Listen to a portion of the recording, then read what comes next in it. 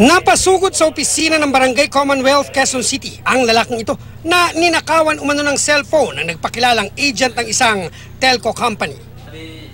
Hindi nakuha ng aktwal na pananalisi ng suspect pero nahuli kam ang kanyang pagdating sa lugar ng biktima.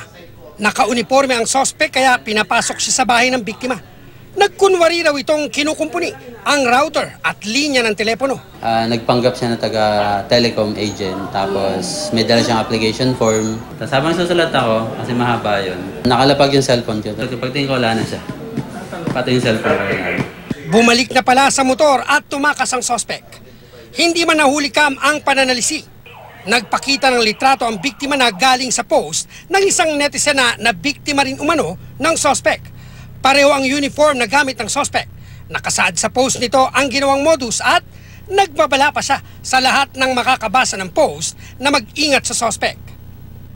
Cellphone din ang natangay ng biktimang nais itago ang kanyang pagkakakilanlan para sa kanyang seguridad. Sa ipinost itong video, nahuli kam ang biktima. Nakausap ang suspect na may ino-offer din umanong promo ng telco company. Nang makalingat ang biktima, dinampot ng suspect ang cellphone at tumakas. Git ng biktimang nasa lisihan sa Barangay Commonwealth. Parehong-pareho ang modus at iisa ang suspect na bumiktima sa kanya at sa netizen na nag-post ng video. Nakikipag-ugnayan na ang barangay sa iba pang biktima ng suspect. Naghahanap talaga ng mabibiktima yung mga taong ganyan, yung masasamantala nila. Cesar Apolinario, GMA News.